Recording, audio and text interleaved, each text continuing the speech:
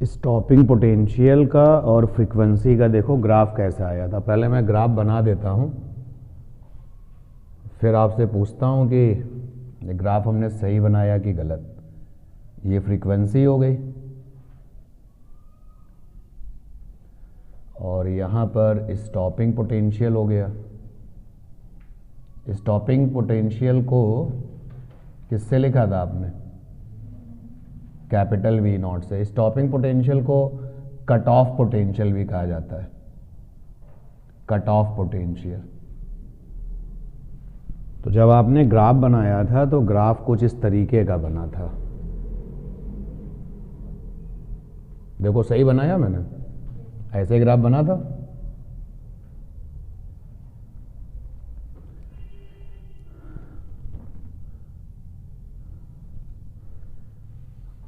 तो ये आपका यहाँ अगर मैं इस ओरिजिन को O लिख दूं और इस पॉइंट को कैपिटल C लिख दूं तो OC जो है वो क्या कहलाएगा? OC इंटरसेप्ट कहलाएगा। बोलो भाई, कहलाएगा ना इंटरसेप्ट। और ये जब ग्राफ हमने बनाया था तो सपोर्टिंग जो इक्वेशंस थी वो आइंस्टीन की इक्वेशंस थी, जिसको कि हमने लिखा था h nu is equal to phi naught plus का के मैक्स, ये सोचते हुए कि all the electrons are emitting from the surface. तो सरफेस से आने वाले इलेक्ट्रॉनों की काइनेटिक क्या होगी? मैक्सिमम होगी। फिर ये आया एच न्यू फाई नॉट और के मैक्स को लिख दिया था ई वी नॉट। यहां से आया था E V naught is equal to h nu minus का फाई नॉट।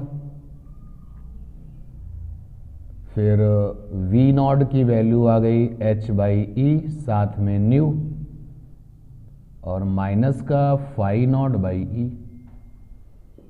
अब हमने जो है वाई एक्सिस पर किसको लिया है? पोटेंशियल को लिख हाँ, पोटेंशियल को लिखा हुआ है। तो यहां पर आ गया y और x एक्सिस पे किसको लिखा हुआ है? फ्रीक्वेंसी को। तो यहां पे आ गया h बाई ई, फ्रीक्वेंसी की जगह पे x, और ये आया प्लस माइनस का फाई नॉट बाई ई। अब अगर हम अपनी स्टैंडर्ड इक्वेशन से कंपेयर करें तो वो होता है mx प्लस सी, जहां पे m का मतलब क्या होता है? स्लोप, और c का मतलब क्या होता है? इंटरसेप्ट। c का मतलब इंटरसेप्ट होता है। तो आप देखिए इस ग्राफ का जो स्लोप है, अगर हम इस ग्राफ के स्लोप के बारे में बात करें तो slope of graph, slope of graph, तो स्लोप ऑफ ग्राफ को अगर हम देखें तो स्लोप निकालने का एक तरीका होता है कि y एक्सिस पर ली गई वैल्यू अपॉन x एक्सिस पर ली गई वैल्यू का डिफरेंस। भाई अगर ये एंगल पता हो, मान लो ये एंगल थीटा है, तो स्लोप बराबर क्या हो जाएगा? tan theta. तो स्लोप बराबर हो जाएगा tan थीटा अगर थीटा आपको पता है तो। और दूसरा क्या हो जाएगा? स्लोप बराबर होगा आपका y एक्सिस पर ली गई वैल्यू का डिफरेंस अपॉन x एक्सिस पर ली गई वैल्यू का डिफरेंस। अगर ये थीटा नोन है तो फिर इसको हम नहीं जानेंगे, तब इसके लिए नहीं परेशान होंगे। लेकिन मान लो थीटा नोन नहीं है तो y एक्सिस पर जो वैल्यूज़ हैं स्टॉपिंग पोटेंशियल्स की वो हमको पता है, और x एक्सिस पर जो वैल्यूज़ हैं फ्रीक्वेंसीज की वो हमको पता है। तो स्लोप निकालने का तरीका होता है y एक्सिस पर ली गई वैल्यू का डिफरेंस अपॉन x एक्सिस पर ली गई वैल्यू का डिफरेंस। तो ये स्लोप का फार्मूला है। अब जरा यहाँ पर देखें तो स्लोप की जगह पे क्या लिखा हुआ है? h बाई ई। तो स्लोप की जगह पे लिख दिया h बाई ई। तो ये आ गया h बाई ई बराबर tan थीटा बराबर डेल्टा वी नॉट अपॉन में डेल्टा न्यू। तो कभी कभी क्या होगा कि आपके सामने, आपकी आंखों के सामने ये ग्राफ होगा और इस ग्राफ की स्लोप से, जैसे मान लो सपोज करो कि हमने ये थीटा 60 डिग्री दिया और 60 डिग्री आपको दिया और आपसे पूछा कि बताओ h कितना है। आपके ऊपर बाउंडेशन लगा दी, आपको अच्छे से पता है कि h की वैल्यू कितनी होती है? 6.6 10 की पावर नेगेटिव 34। लेकिन आपको क्वेश्चंस में बाउंडेशन लगा दी कि ग्राफ की हेल्प से ग्राफ की हेल्प से आप मुझे h निकाल के दीजिए, तो h बाई ई बराबर क्या है, tan थीटा। तो आप सीधे सीधे थीटा की वैल्यू 60 दी गई है तो h निकल आएगा। कभी कभी जो है आपसे क्वेश्चन में कहेगा कि ग्राफ की हेल्प से मुझे जो है डेल्टा वी नॉट चाहिए, तो डेल्टा वी नॉट निकल आएगा। क्लियर है ना ये बात? अब जरा देखो इंटरसेप्ट कितना है हमारे पास, तो इंटरसेप्ट है अपने पास OC। भाई इस वाली लेंथ को इंटरसेप्ट कहते हैं। लाइन ने y एक्सिस को जहां पर भी कट किया है उस कटिंग पॉइंट को ओरिजिन से जो डिस्टेंस होती है वो क्या कहलाती है, इंटरसेप्ट। क्लियर है ये बात? तो अब आप देख रहे हो कि इंटरसेप्ट मेरे ग्राफ में OC है, लेकिन अगर देखें तो यहां पर इसकी जगह पे क्या लिखा है, फाई नॉट बाई ई। क्या लिखा हुआ है, फाई नॉट बाई ई। तो माइनस का फाई नॉट बाई ई। ये नेगेटिव केवल ये बता रहा है कि ये कहां पर मिलेगा, माइनस वाई एक्सिस पर मिलेगा।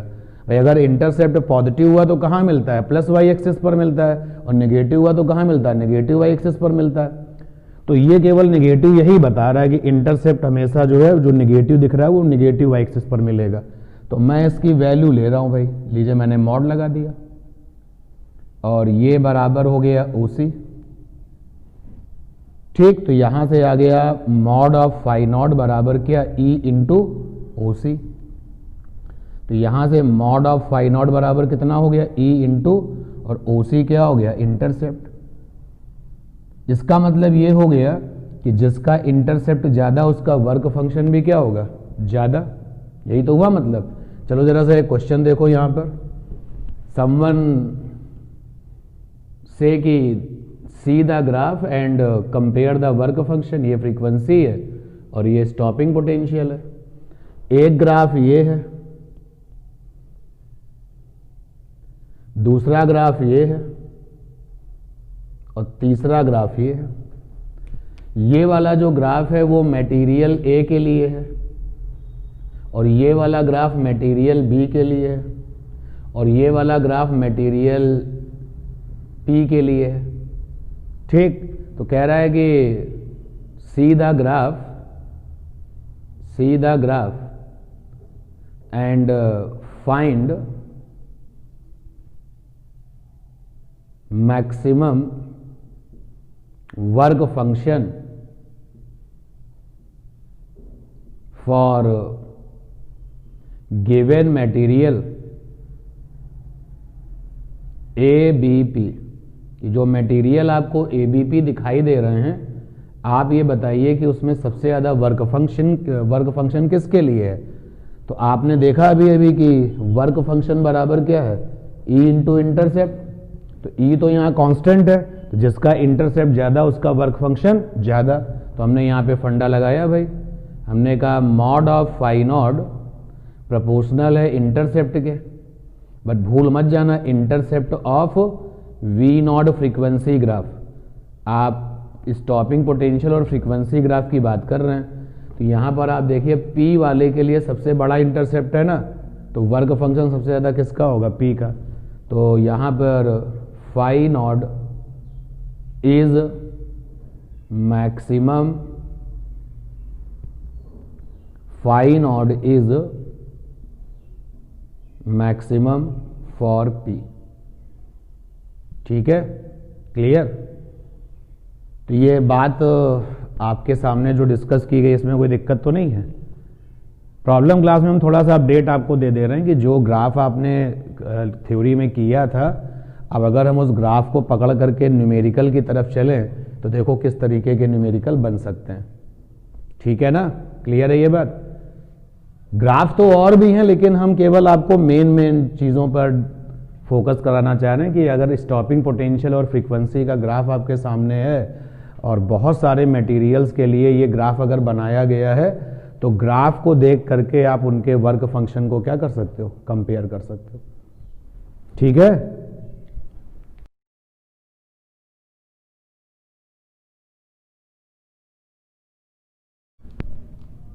तो फोटो इलेक्ट्रिक इफेक्ट में बहुत सारी प्रॉब्लम आपकी डी ब्रॉगली वेवलेंथ की है, लुईस डी ब्रॉय के नाम से ये डी ब्रॉय वेवलेंथ है।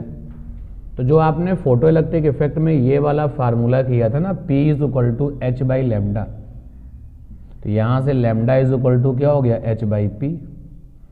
अगर हम इस फार्मूले को जनरलाइज कर दें, इस फार्मूले को जनरलाइज कर दें, जैसे P क्या है, मोमेंटम है, तो अगर हम जनरलाइज कर दें तो मोमेंटम बराबर क्या होगा, मास इनटू वेलोसिटी। जब तुम फोटोन की बात करोगे तो यहाँ पे स्पीड की जगह पे क्या आ जाएगा, लाइट की स्पीड, तो जनरल हो गया। जैसे ये फार्मूला जनरल हो गया तो ये जो लैम्डा है that is called D Broglie wavelength, D Broglie wavelength. ठीक, क्लियर। अब de Broglie wavelength, de Broglie wavelength, जो चाहो वो कह लो आप। तो अब आपको ये मिल चुका है। तो यहां पर ये ध्यान देने वाली बात है कि जो डी ब्रॉगली वेवलेंथ है ना, ये D Broglie wavelength is not electromagnetic, electromagnetic wavelength. जैसे डी ब्रॉगली वेवलेंथ जो है केवल आपको मूव करना है, और इलेक्ट्रोमैग्नेटिक के केस में क्या कंडीशन होती है, एक्सेलरेट करना है, वो भी किसको, चार्ज के पार्टिकल को। भाई हम तो चार्ज पार्टिकल नहीं है, बट अगर हम मूव करेंगे तो मेरे पास डी ब्रॉगली वेवलेंथ होगी। आपकी जो बॉडीज हैं, जो भी, आप डस्टर का एग्जांपल ले लो, डस्टर के पास क्या चार्ज है, नहीं है चार्ज डस्टर के पास, नहीं, जीरो चार्ज है भाई। तो जो मटेरियल्स होते हैं उनके जीरो चार्ज होते हैं। आपकी जो कार है उसके ऊपर कोई चार्ज नहीं है। तो सिंपली अगर कोई चीज मूव करती है, क्योंकि यहां पर आप देखो ना V, अगर यहां पर आप रखोगे H बाई एम वी, अगर V को जीरो ले लोगे तो लेमडा की वैल्यू इन्फिनिटी आ जाएगी। और अनंत वेवलेंथ का क्या कोई मतलब होता है, नथिंग। तो यानी कि डी ब्रॉगली वेवलेंथ के लिए, डी ब्रॉय वेवलेंथ के लिए मोशन होना चाहिए, चाहे सामने वाली बॉडी चार्ज हो या सामने वाली बॉडी चार्ज ना हो। हाँ, अगर सामने वाली बॉडी चार्ज है और एक्सेलरेट कर रही है तो जो रेडिएशंस आते हैं, जो वेवलेंथ आती है, वो क्या बनती है, इलेक्ट्रोमैग्नेटिक। तो ये मत सोचना कि जो डी ब्रॉगली वेवलेंथ है वो इलेक्ट्रोमैग्नेटिक है, वो आपकी इलेक्ट्रोमैग्नेटिक नहीं है, ठीक है ना। हाँ, अगर स्पेशल कंडीशन आ जाए कि वो चार्ज का पार्टिकल है और चार्ज का पार्टिकल जो है उससे वो एक्सेलरेट हो रहा है, तो अगर चार्ज का पार्टिकल एक्सेलरेट हो रहा है तो इलेक्ट्रोमैग्नेटिक के लिए कहां जाना पड़ता है, ट्रांजिशन फेज। ट्रांजिशन एक अलग फिनोमेना है, ट्रांजिशन वाली फिनोमेना क्या है, वो अलग चीज है। और यहां पर केवल सिंपल मोशन होना चाहिए, and that is why de Broglie wavelength जो है वो इलेक्ट्रोमैग्नेटिक वेवलेंथ नहीं होती है। क्लियर ये बात। अब अगर हम इसको, इसी फंडे को अप्लाई कर दें फॉर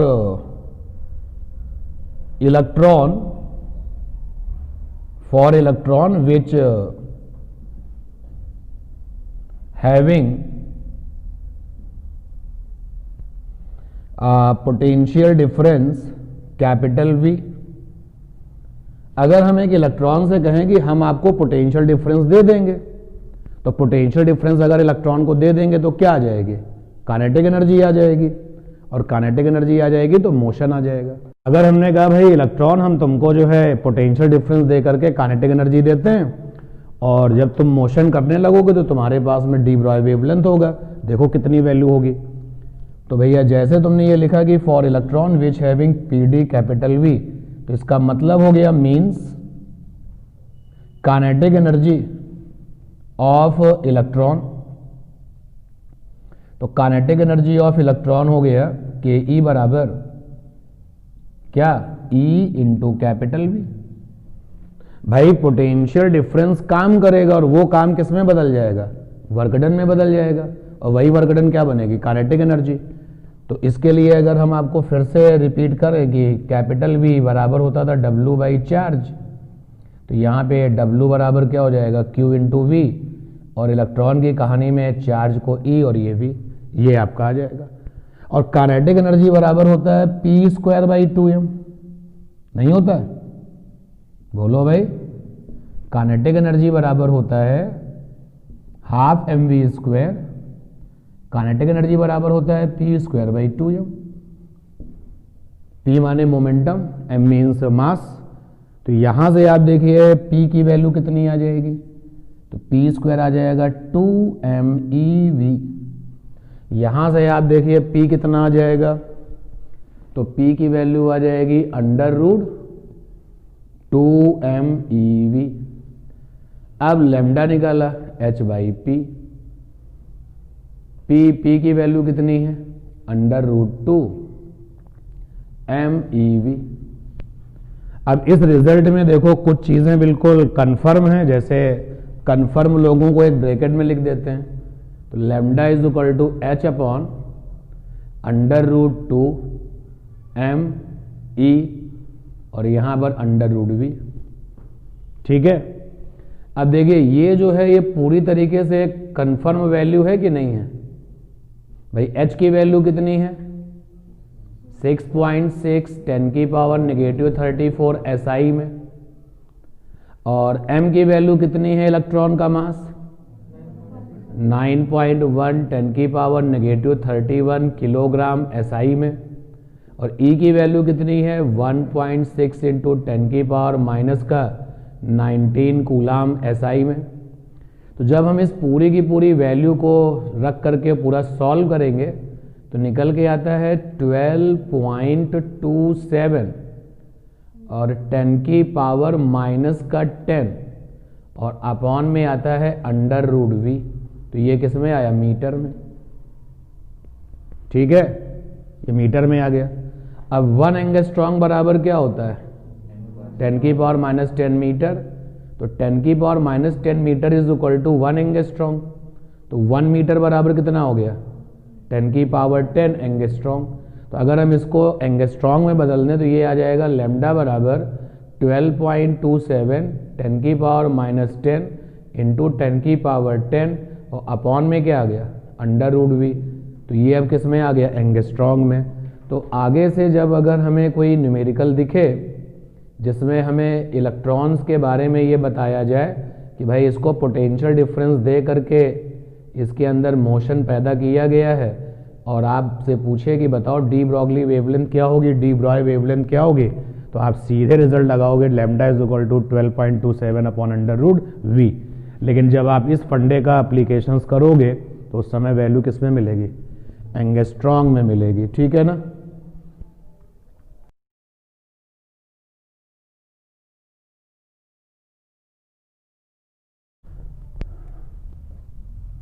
तो अपने पास में है गैस पार्टिकल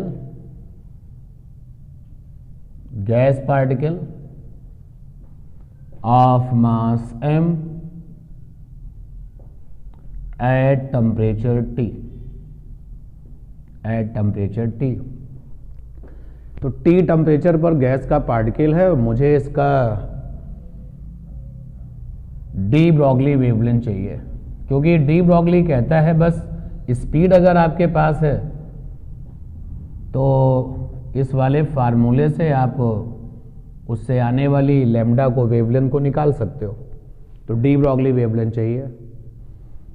तो भैया गैस के पार्टिकल के लिए काइनेटिक एनर्जी 3/2 kT, के माने बोल्ट्जमैन कांस्टेंट। ठीक है, तो काइनेटिक एनर्जी को ब्रेक कर दो p स्क्वायर बाई 2m, तो 3/2 kT। तो 2 से 2 कैंसिल, तो p स्क्वायर 2 से 2 कैंसिल, तो p स्क्वायर बराबर हो गया 3m kT। तो p बराबर हो गया अंडर रूट 3m kT। लीजिए p आपको मिल चुका है। तो de Broglie wavelength, de Broglie wavelength lambda is equal to h by P. तो lambda is equal to h by under root 3m kT। के क्या है यहाँ पे, बोल्ट्जमैन कांस्टेंट है, मिल जाएगा।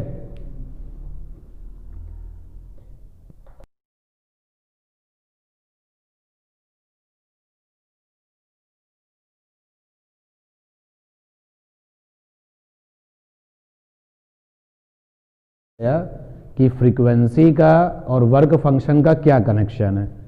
तो फ्रीक्वेंसी और वर्क फंक्शन का कनेक्शन यानी phi naught is a work function और ये आ गया फ्रीक्वेंसी। तो इनका क्या कनेक्शन है, क्या कोई कनेक्शन है कि नहीं। देखो वर्क फंक्शन बराबर था h new not, work function बराबर था एच सी बाई लेमडा, और वर्क फंक्शन बराबर क्या था। इसके अलावा देखिए वर्क फंक्शन की और कुछ वैल्यूज कैसे निकलेंगी भाई। एच न्यू बराबर है फाई नॉट प्लस का के मैक्स, तो यहां से फाई नॉट की वैल्यू आ जाएगी एच न्यू माइनस का के मैक्स। ठीक है, और जरा फार्मूले देख लो वर्क फंक्शन के साथ अगर तुम्हें याद आ रहे हो तो। जो अब चलते हैं वर्क फंक्शन के बेसिक पर। तो आपने कहा था कि it is a minimum energy, it is a minimum energy जो कि किसी इलेक्ट्रॉन को जीरो काइनेटिक एनर्जी के साथ जो है बाहर लाने के लिए सफिशिएंट होती है। And that depends upon the selected material. Why you choose caesium, क्योंकि उसका वर्क फंक्शन क्या था, सबसे कम था, आसानी से निकल आते हैं।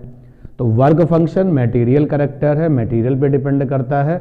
और दूसरा इलेक्ट्रॉन कहाँ से आ रहा है, सरफेस से आ रहा है या फिर अंदर से आ रहा है। तो यानी कि इंसिडेंट लाइट की फ्रीक्वेंसी को वर्क फंक्शन से क्वेश्चन है बोर्ड पर। एक कोई मेटल है जिस पर हमने वेवलेंथ व लाइट का वेवलेंथ लैम्डा 1 से बदल के लैम्डा 2 कर दिया, तो काइनेटिक एनर्जी क्या हो गई, डबल हो गई। ये किसकी, इलेक्ट्रॉन की। तो थ्रेशोल्ड वेवलेंथ पूछा गया। तो आप देखिए इस क्वेश्चन में आपने रेडिएशन डाला भी है, इस क्वेश्चन में जो इलेक्ट्रॉन आया है उसमें काइनेटिक एनर्जी भी है। तो आपके पास में इस क्वेश्चन को करने के लिए केवल आइंस्टीन की वो इक्वेशन ही है जो होती है h nu is equal to phi naught plus K max. हम हमेशा ये सोच के चलते हैं कि इलेक्ट्रॉन बाहर से निकल के आया होगा, आउटर वाली सरफेस से। और लैम्डा की सिचुएशन में है h C by lambda naught is equal to phi naught plus का के मैक्स। तो पहले वाले लैम्डा 1 के लिए बात करते हैं। तो जब आपने लैम्डा एच न्यू की जगह पे एच सी बाई लैम्डा, जब आपने लैम्डा 1 का इस्तेमाल किया था फॉर लैम्डा 1, तो h C by lambda 1 is equal to phi naught. Phi naught is a property of a given material. तो यहां पर उसी मेटल पर आपने लैम्डा 1 इंसिडेंट किया, उसी पर लैम्डा 2 भी किया। तो के मैक्स मान लिया के था, के मैक्स मान लिया के था। उसके बाद में जब आपने वेवलेंथ को लैम्डा 2 कर दिया है, तो मेटल क्योंकि वही है तो वर्क फंक्शन भी वही रहेगा, लेकिन अब काइनेटिक कितनी आ गई है, 2k। ठीक, अब आप देखिए इस क्वेश्चन में आपसे पूछा गया है क्या, थ्रेशोल्ड वेवलेंथ। थ्रेशोल्ड वेवलेंथ किसके पास होता है, मतलब किस थ्रेशोल्ड वेवलेंथ वाला जो फिजिकल टर्म है वो कहां से कनेक्टेड है, किस दुनिया से, वर्क फंक्शन से। तो अगर हम पहली वाली इक्वेशन से k निकालें फ्रॉम इक्वेशन 1, k बराबर, तो ये हो जाएगा h C by lambda 1 minus का फाई नॉट। और फ्रॉम इक्वेशंस 2 अगर हम k निकालें, सारे बड़े बच्चे इस बात पर ध्यान दें, अगर हम इक्वेशन नंबर 2 से k निकालेंगे तो कितना आएगा, 1/2 h C by lambda 2 minus का फाई नॉट। दोनों के बराबर कर लें, तो जैसे ही आप दोनों के बराबर करेंगे तो निकल के आएगा, इन दोनों को आपस में इक्वल कर लिया जाए या डिवाइड कर लिया जाए, जैसा सोचना चाहो सोच लो। तो ये आ गया h C by lambda 1 minus का फाई नॉट, और इधर आ गया half h C by lambda 2 minus का फाई नॉट बाई 2। ठीक है, तो ये इधर आ जाएगा, तो h C by lambda 1 minus का एच सी बाई 2 लैम्डा 2, इधर हो गया फाई नॉट माइनस का फाई नॉट बाई 2। कैलकुलेशन देखते रहना, एच सी कॉमन हो गया, ये आ गया 2 लैम्डा 1 लैम्डा 2, एलसीएम लोगे तो ये आएगा लैम्डा 1 2 लैम्डा 2 माइनस का लैम्डा 1, यस, और ये आ गया फाई नॉट बाई 2। सही है अभी तक, कोई दिक्कत तो नहीं इसमें अभी तक। ठीक, तो h C by h C 2 lambda 2 minus lambda 1 upon 2 lambda 1 lambda 2 और 1/2, और फाई नॉट को ब्रेक कर दो h C by lambda naught. 2 ने 2 का काम तमाम कर दिया। और HC ने HC का काम तमाम कर दिया। तो यहाँ से लैम्डा नॉट की वैल्यू आ गई लैम्डा 1 लैम्डा 2 अपॉन में 2 लैम्डा 2 माइनस का लैम्डा 1। ठीक है, आंसर मिला लिया जो हमारा लैम्डा नॉट आ रहा है लैम्डा 1 लैम्डा 2 अपॉन में 2 लैम्डा 2 माइनस का लैम्डा नॉट। सही है।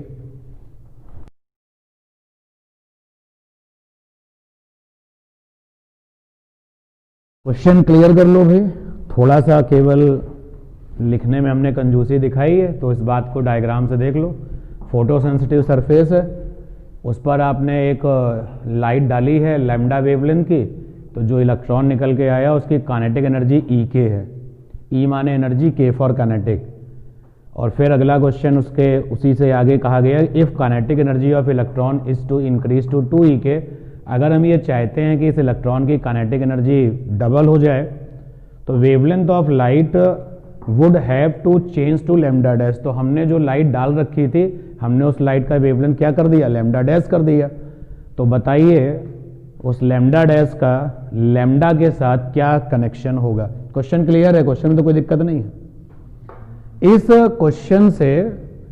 क्वेश्चन से अगर हम देखें तो काइनेटिक एनर्जी को डबल कर रहे हो, तो काइनेटिक एनर्जी को डबल कर रहे हो तो इंसिडेंट फोटोन का जो फ्रीक्वेंसी है वो क्या किया होगा, बढ़ाया होगा। मैं देखो एच न्यू फ्रीक्वेंसी का या फिर HC बाई लैम्डा फ्रीक्वेंसी का, ध्यान देना, एच न्यू फ्रीक्वेंसी का या फिर HC बाई लैम्डा फ्रीक्वेंसी का फोटोन जब गिराया है, तो मैं क्वेश्चन में लैम्डा की बात कर रहा, मैं फ्रीक्वेंसी से भी चल रहा हूं। तो जब आपने इसको गिराया है, इंसिडेंट है, तो जो काइनेटिक एनर्जी मिलती है वो E के मिलती है, काइनेटिक एनर्जी मिलती है E के। अच्छा, इस पूरी कहानी में हिसाब किताब कैसे हुआ होगा, खर्चा कैसे रहा होगा, तो वो फोटो इलेक्ट्रिक की जो इक्वेशन है उसी से रहा होगा भाई। एच न्यू बराबर होगा फाई नॉट और प्लस का काइनेटिक एनर्जी को क्वेश्चन E के लिखता है। जो लोग HC बाई लैम्डा पे चलेंगे तो वो ऐसे लिखेंगे। ये वाला खर्चा फिक्स है, ये फिक्स इन्वेस्टमेंट है। आप किसी भी सरफेस ऑफ द मटेरियल के लिए इसको चेंज नहीं कर सकते, ये तो फिक्स खर्चा है। अब अगले स्टेप में चलो तो काइनेटिक एनर्जी को क्या करना है, डबल करना है, तो ये खर्चा तो फिक्स होगा। तो यानी कि ये वाली जो चीज़ है इसको क्या करना पड़ेगा, बढ़ाना पड़ेगा। तो इसको बढ़ाना पड़ेगा यानी फ्रीक्वेंसी को बढ़ाना पड़ेगा, तो फ्रीक्वेंसी को बढ़ाना पड़ेगा तो वेवलेंथ को क्या करना पड़ेगा, कम करना पड़ेगा। यानी कि जो वेवलेंथ लैम्डा डैश है, lambda dash will be less than lambda. ये बात तो पक्का हो गई कि lambda dash will be less than lambda. ठीक है, अब आप देखिए लैम्डा डैश बराबर लैम्डा बाई 2, ये कम पे आ रहा है, और यहां से भी लैम्डा डैश बराबर 2 लैम्डा, ये हो नहीं सकता क्योंकि लैम्डा डैश तो लैम्डा से कम होगा। तो यानी कि B नहीं हो सकता और D नहीं हो सकता। तो अब हमारे केवल अपना दिमाग किस पर आ रहा है, फर्स्ट पर और थर्ड पर। तो अब आगे कैसे मूव करें भाई, किस तरीके से चलना है, इसी फार्मूले को पिक करें। देखो सबसे पहले HC by lambda is equal to phi naught plus का E के, और उसके बाद HC बाई लैम्डा डैश बराबर फाई नॉट प्लस का 2E के। ये क्वेश्चन में इक्वेशंस के हिसाब से हमने कर दिया। फाई नॉट तो फाई नॉट आपका फिक्स वैल्यू होगी, उसमें तो आप कुछ कर नहीं सकते। तो अब आप लैम्डा डैश को लैम्डा के टर्म्स में देखिए कितनी वैल्यू के बराबर आएगा। थोड़ा सा दिमाग लगाइए कैलकुलेशंस के लिए। यहां से आया lambda dash will be less than lambda, लेकिन लैम्डा डैश का लैम्डा के साथ सीधा कनेक्शन नहीं आ पा रहा और बिना वर्क फंक्शंस के हो ही नहीं सकता। अच्छा, अगर हम ये सोचें कि फाई नॉट तुम 0 हो जाओ, देखते हैं फाई नॉट 0 हो जाओ, तो लैम्डा डैश बराबर लैम्डा बाई 2 आएगा। तो पहला ऑप्शन तो तब आएगा जब वर्क फंक्शन क्या हो, 0, जो कि असंभव है, इम्पॉसिबल है। तो यानी कि पहले ऑप्शन ने तो ऐसी चीज के बारे में हमसे सोचने के लिए कह दिया जो हो ही नहीं सकती, और ये कंफर्म हो गया था B और D है नहीं, तो केवल चॉइस कौन बची, सी, तो सी पे टिक लगा देंगे। ठीक है, ऐसे कर लेंगे इसको।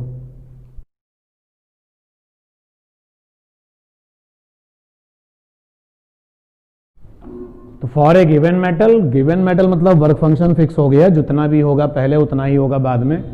जब वेवलेंथ ऑफ इंसिडेंट लाइट λ1 है तो स्टॉपिंग पोटेंशियल V1 है, और जब वेवलेंथ ऑफ इंसिडेंट लाइट λ2 है तो स्टॉपिंग पोटेंशियल V2 है। तो use the given conditions, find the plank constant, तो ये हमको यूज करना है। तो आइंस्टीन की इक्वेशंस के बारे में याद करें, जो कि कहता है hc/λ बराबर फाई नॉट प्लस का k। तो hc/λ बराबर फाई नॉट k माने EV नॉट। तो पहले जरा देखें, वेवलेंथ λ1 है तो hc/λ1 फाई नॉट प्लस का EV1, स्टॉपिंग पोटेंशियल V1 है। और λ2 के लिए चलो तो hc/λ2 phi naught plus EV2। अब इक्वेशन 1 से फाई नॉट निकाल के इक्वेशन 2 से फाई नॉट निकाल के इक्वल कर लो। तो फ्रॉम इक्वेशन 1 2, क्योंकि आपको इस पूरी प्रॉब्लम में क्या नहीं दिया, फाई नॉट नहीं दिया, बाकी V1 दिया, V2 दिया, λ1 दिया, λ2 दिया, H और C। H तो हमें निकालना है, C क्या है, यूनिवर्सल नोन है 3×8। तो इक्वेशन 1 से फाई नॉट निकाला तो hc/λ1 माइनस का EV1, और इक्वेशन नंबर 2 से hc/λ2 माइनस का EV2, दोनों को इक्वल कर लिया, hc/λ1 माइनस का EV1 और hc/λ2 माइनस का EV2। हमको H निकालना है तो H वाले लोगों को एक तरफ ले लिया जाए, तो hc/λ1 माइनस का hc/λ2 EV1 माइनस का EV2। तो यहाँ से HC कॉमन लिया, λ1 λ2 एलसीएम हुआ, λ2 λ1 E V1 माइनस V2। तो यहाँ से H बराबर आ गया E λ1 λ2 V1 माइनस V2 और अपॉन में C λ2 माइनस λ1, ये आ गया H की वैल्यू।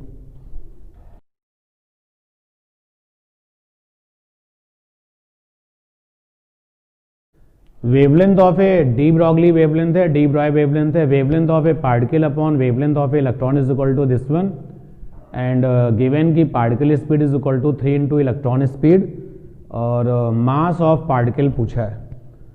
तो अब de Broglie wavelength, de Broglie wavelength आपको दिया है, तो लैम्डा बराबर होता है h/m इंटू वी, h/p होता है ना।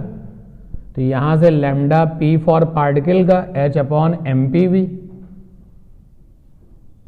और यहां से लैम्डा e फॉर इलेक्ट्रॉन का h/mev।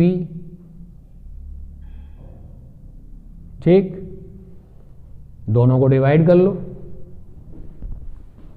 तो 1 से 2 को डिवाइड करा तो lambda p by lambda e MEVE और MPVP। तो lambda p by lambda e कितना दिया गया है, 1.813 10⁻⁻⁴। ME दुनिया जानती है 9.1 10⁻⁻31 किलोग्राम। VE माने VE, MP चाहिए, और VP बराबर कितना है 3VE, तो VP की जगह पे हो गया 3VE, कैंसिल हो गया, तो आ गया MP कितना आ गया 9.1 10⁻⁻31 अपॉन 3 इंटू 1.813 इंटू 10⁻⁻। सॉल्व कर लेंगे, बोलो यार। तो अगर इसमें कैलकुलेशन सही है तो सॉल्व करने पर आएगा 1.673 10⁻⁻27 किलोग्राम। ये आएगा 1.673 इंटू 10⁻⁻27 किलोग्राम। सॉल्व कर लेना और बता देना आंसर मैच करता है कि नहीं। वे यही है, अगर आंसर नहीं मैच करता तो परेशान मत होना। तो ग्राफ जो है बोर्ड पर बना हुआ है, और क्वेश्चन मैं बोल रहा हूं बहुत आराम से। The given graph shows the variation of A photo electric current I versus applied voltage V for the two difference photo sensitive material. यानी इस ग्राफ को बनाने में दो डिफरेंट फोटो सेंसिटिव मटेरियल का इस्तेमाल किया गया है for the two different photo sensitive materials and for the two different intensities of the incident radiations. और जो लाइट डाली गई है वो डिफरेंट इंटेंसिटी की लाइट डाली गई है। अब क्वेश्चन है आपका आइडेंटिफाई यानी पहचानो the pairs of the curve, उन पेयर ऑफ द कर्व्स को पहचानो that corresponding to different material but same intensity of incident radiations. कि कर्व को पहचानो कि भाई ये वाला कर्व और ये वाला कर्व मटेरियल तो डिफरेंस है लेकिन इंटेंसिटी क्या है, सेम। कह रहा कर्व को पहचानो कि डिफरेंट आपका मटेरियल तो डिफरेंस है लेकिन इंटेंसिटी क्या है, सेम। इंटेंसिटी सेम है, इंटेंसिटी सेम है तो इसका मतलब नंबर ऑफ फोटो इलेक्ट्रॉन्स क्या है, सेम। और अगर डिफरेंट मटेरियल है तो स्टॉपिंग पोटेंशियल कैसा होगा, अलग अलग होगा। डिफरेंट मटेरियल होंगे तो स्टॉपिंग पोटेंशियल कैसा होगा, अलग अलग। तो जरा ध्यान देना भी है, इंटेंसिटी सेम हो और स्टॉपिंग पोटेंशियल अलग अलग हो। तो देखो ये फर्स्ट और थ्री में स्टॉपिंग पोटेंशियल अलग अलग हैं, बोलो। और फर्स्ट और थ्री की करंट सेम है, इंटेंसिटी सेम पर करंट क्या रहती थी, सेम। इंटेंसिटी बढ़ाने से करंट क्या हो जाती थी, बढ़ जाती थी।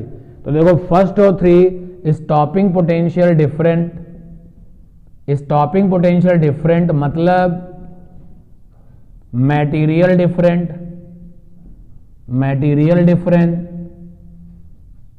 करंट सेम है लेकिन करंट सेम मतलब इंटेंसिटी सेम। याद है ना, इंटेंसिटी सेम तो करंट सेम। और इसी तरीके से फर्स्ट का साथी तो थर्ड हो गया। अच्छा, इसमें एक 4 नंबर भी दिया गया, 1 2 3 4। इसी तरीके से 2 और 4 भी क्या है, 2 और 4 क्या है, 2 और 4 में पोटेंशियल अलग अलग लेकिन करंट सेम है तो इंटेंसिटी क्या, सेम। तो 1 3 वाला पेयर डिफरेंट मटेरियल है, इंटेंसिटी सेम है। और 2 4 वाला मटेरियल डिफरेंट, 2 4 वाला कर्व 1 3 वाला कर्व डिफरेंट मटेरियल है, इंटेंसिटी सेम है। और 2 4 वाला जो आपका कर्व है उसमें भी आपका मटेरियल डिफरेंस है लेकिन इंटेंसिटी क्या, सेम है। लेकिन 2 4 वाले केस में जो करंट है वो थोड़ा सा कम है और 1 3 वाले केस में करंट ज्यादा है। तो 1 3 वाले केस में जो इंटेंसिटी आपने इस्तेमाल करी है वो एज कंपेयर टू 2 4 वाले कर्व में क्या है, ज्यादा है। तो 1 3 वाले कर्व की इंटेंसिटी ज्यादा है एज कंपेयर टू 2 4, ठीक है ना। इंटेंसिटी अगर डिपेंड नहीं करती लेकिन इंटेंसिटी के लिए करंट तो कुछ ना कुछ होगी ना। अब आप देखो ना, यहां पर इंटेंसिटी ज्यादा है और इंटेंसिटी यहां पर क्या है, कम है। सॉरी, यहां पे करंट क्या है, ज्यादा है, यहां पर क्या है, कम है। तो इन दोनों को अगर देखो तो ज्यादा इंटेंसिटी किसकी रही होगी, इंटेंसिटी करंट से कनेक्शन है, इंटेंसिटी बढ़ा दोगे तो नंबर ऑफ फोटो इलेक्ट्रॉन्स बढ़ जाएंगे। पहले फोटो इलेक्ट्रॉन्स 40 थे, 40 इलेक्ट्रॉनों को निकालने में काम कर रहे थे, इंटेंसिटी बढ़ा दोगे वो 4000 हो गए। तो फोटो इलेक्ट्रॉन, तो आपको ये पता है कि इंटेंसिटी बढ़ाने से करंट बढ़ जाती है। तो आप देख सकते हो कि 1 3 कर्व की इंटेंसिटी करंट ये है, इंटेंसिटी ज्यादा होगी एज कंपेयर टू 2 4, ठीक है।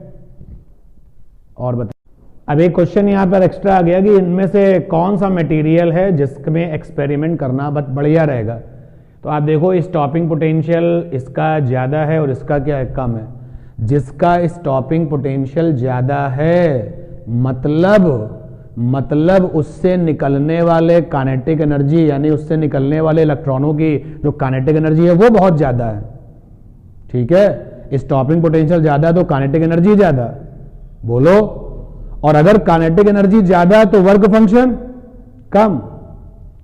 बात समझ में आ रही है। देखो भाई, आपके पास में है hν एनर्जी तो ये है, इसका खर्चा तुम्हें 2 तरीके से करना है। अगर ये ज्यादा है, मान लो ये आपका hν 20 जूल है, लेकिन ये ज्यादा है तो कंपैरेटिवली ये कम हो गया ना, बोलो। तो स्टॉपिंग पोटेंशियल जिसका ज्यादा है, इसका मतलब उससे निकलने वाले इलेक्ट्रॉनों की काइनेटिक एनर्जी ज्यादा है, और इलेक्ट्रॉनों को काइनेटिक एनर्जी मिलेगी कहां से? एचन्यू से। तो काइनेटिक अगर ज्यादा है तो फिर वर्क फंक्शन क्या है बंटवारे में?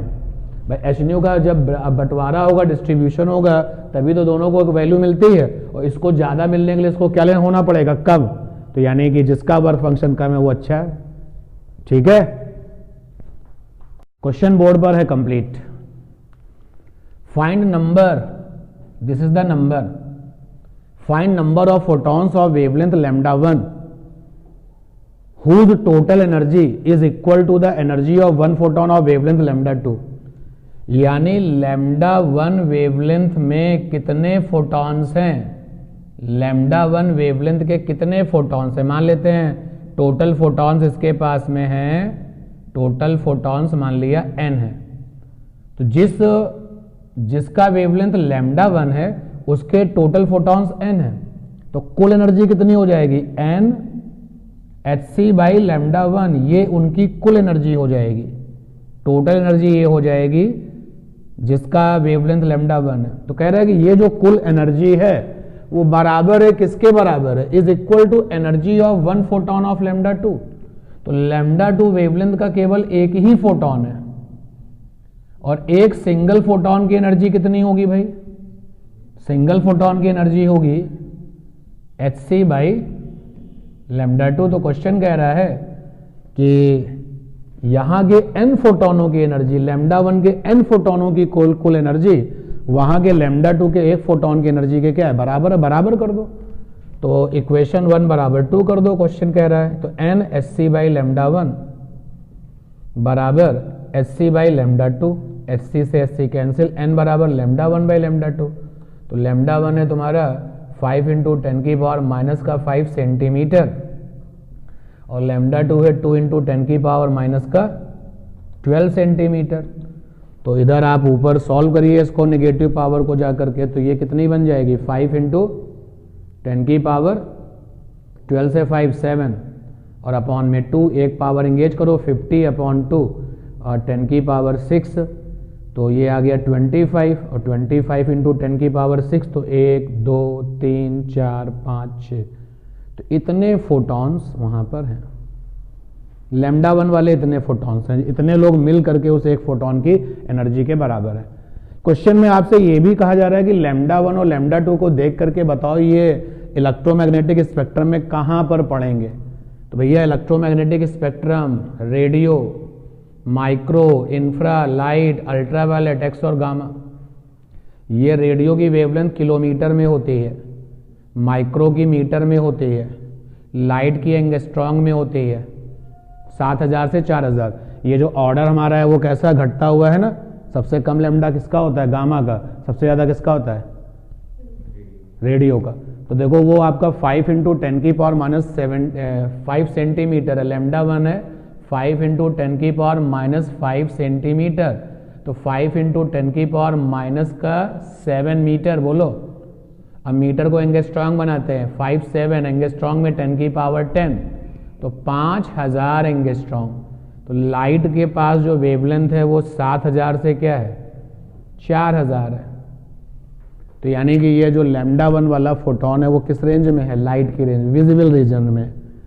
अब जरा उसको बनाओ भैया 2 इंटू 10 की पावर, लैम्डा 2 है 2 इंटू 10 की पावर माइनस 12 सेंटीमीटर, तो मीटर बनाओगे तो ये आएगा 2012, और ये मीटर में 2 आ गया, 2 इंटू 10 की पावर माइनस का 14 मीटर।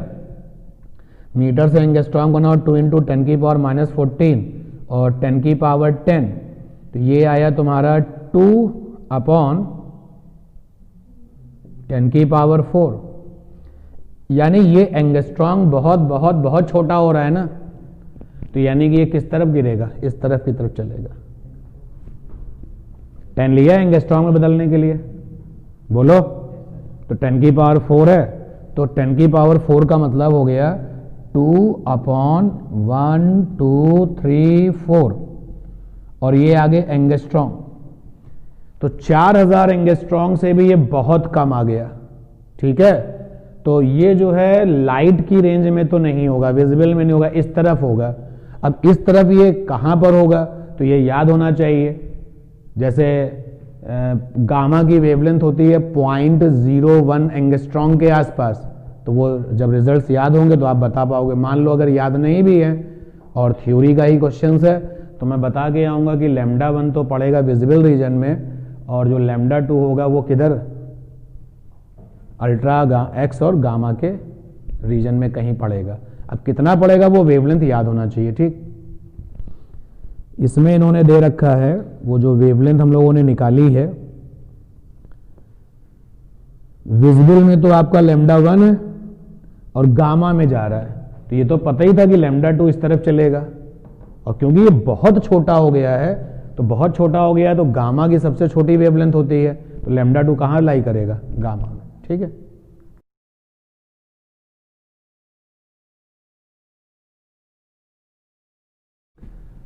क्वेश्चन आपके सामने है, प्रोटॉन को 512 के वोल्ट से एक्सेलरेट किया गया है, चलाया गया है, जबकि अल्फा पार्टिकल को x वोल्ट से एक्सेलरेट किया गया है। लेकिन फिर इसके बाद जब दोनों की वेवलेंथ का रेशियो निकाला गया तो 1 आया, तो रेशियो अगर 1 आया मतलब दोनों का वेवलेंथ एक जैसा आया तो x की वैल्यू चाहिए। तो फिर आज की इस प्रॉब्लम क्लास में हम लोगों ने शुरू में इलेक्ट्रॉन को एक्सेलरेट किया था, तो इलेक्ट्रॉन को जब एक्सेलरेट किया था तो लैम्डा इलेक्ट्रॉन के लिए कितना आया था, 12.27 अपॉन में √v एंगस्ट्रॉम। लेकिन ये फार्मूला किसके लिए था, इलेक्ट्रॉन के लिए था।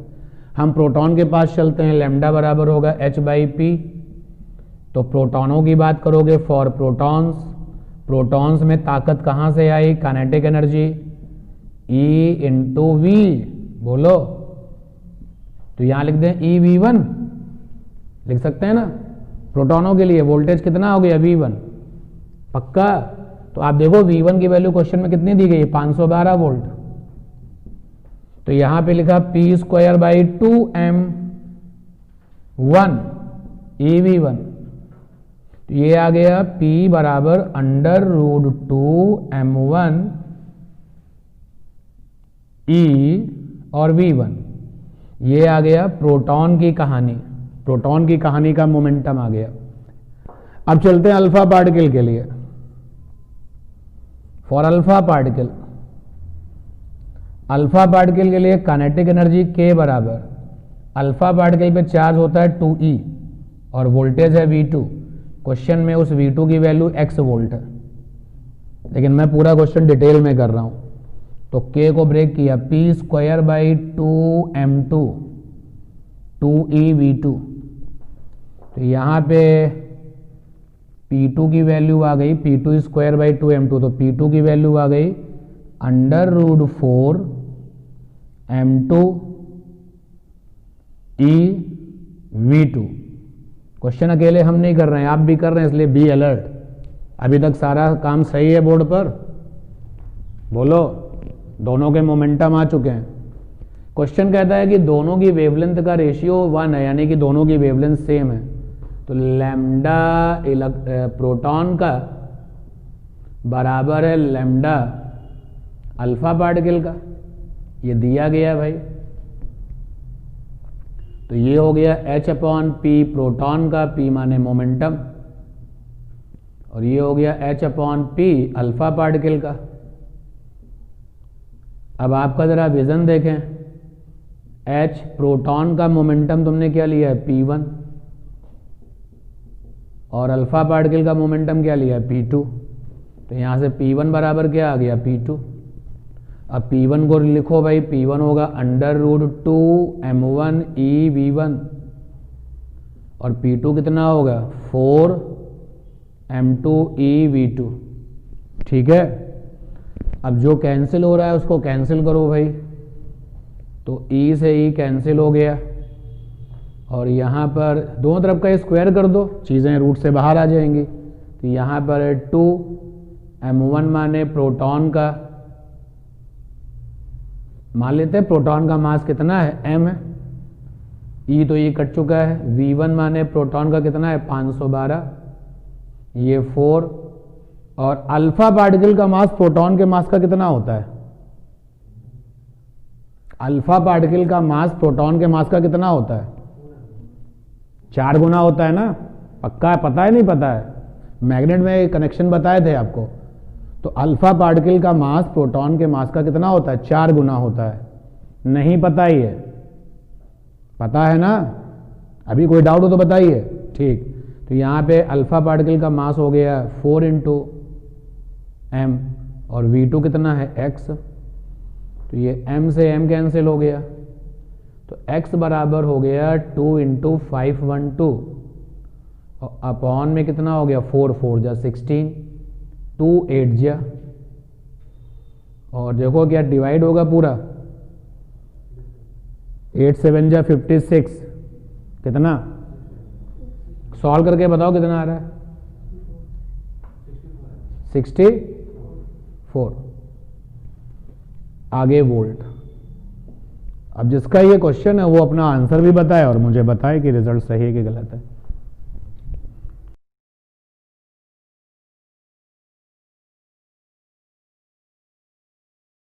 क्वेश्चन देखिए, स्टॉपिंग पोटेंशियल और फ्रीक्वेंसी का ग्राफ दिया गया है। कह रहा है कि इस ग्राफ का इस्तेमाल करिए और मुझे h माने प्लांक कांस्टेंट दे दीजिए और फाई नॉट माने वर्क फंक्शन दे दीजिए। तो इस आज की इस प्रॉब्लम क्लास में जब मैंने आपको कुछ चीज़ें और एक्स्ट्रा में ऐड करके बताई थी तो उसमें आपने सीखा था कि for stopping potential versus frequency graph slope बराबर क्या था? स्लोप बराबर था h बाई ई, बराबर था tan थीटा, बराबर था delta we not by delta nu. Theta तो तब जब थीटा दिया हो, थीटा तो दिया नहीं, आप इस वाले पेयर को ले लो, h by E, delta we माने y एक्सिस पर वैल्यूज का डिफरेंस। तो लीजिए भैया y एक्सिस पर वैल्यूज का डिफरेंस देखो, ये और ये लिया, तो y एक्सिस पर वैल्यू का डिफरेंस कितना है? 1 और x एक्सिस पर वैल्यू का डिफरेंस, तो इनका करस्पॉन्डिंग x एक्सिस ये है, तो ये कितना आ गया? 0.4। इन दोनों का डिफरेंस 0.4 आएगा, ये 0.4, तो h बराबर आ गया e अपॉन 0.4 और e है 1.6 10 की पावर नेगेटिव 19 और अपॉन में 0.4, तो ये h आ गया 4 इंटू 10 की पावर माइनस 19। सारा काम एक सेकेंड, जो आपका ये है तो 10 की पावर 14 और है, क्योंकि जो फ्रीक्वेंसी है उसमें आगे क्या बढ़ा लेना, 10 की पावर 15। जैसे ये लिखा ना 1.2, तो मतलब क्या 1.2 इंटू 10 की पावर 14 और 0.8 मतलब 0.8 इंटू 10 की पावर 15 है ये, तो 15 कर लेना, यहाँ 15 कर लो, तो ये आ जाएगा 15, तो ये आ जाएगा 15, तो ये ओवरऑल कितना आ जाएगा भैया? 4 इंटू 10 की पावर माइनस 34। ओके, ठीक। अब अगर हम इन दोनों वैल्यूज को ले लें, इन दोनों को ले लें, तो देखो क्या होगा, h by E is equal to Y axis पर वैल्यू का डिफरेंस कितना है? 2 और x एक्सिस पे कितना हो गया? 0.4 इंटू 10 की पावर 15। निकाल लोगे h? ठीक है। और इसके बाद में हम लोगों ने ये भी सीखा था कि फाई नॉट बराबर था e इंटू इंटरसेप्ट। तो यहाँ पे फाई नॉट e कितना है? 1.6 10 की पावर नेगेटिव 19 और इंटरसेप्ट कितना है? 2। ठीक है, तो ये हो गया 3.2 10 की पावर नेगेटिव 19। क्योंकि SI में सारा काम हो रहा है इसलिए SI।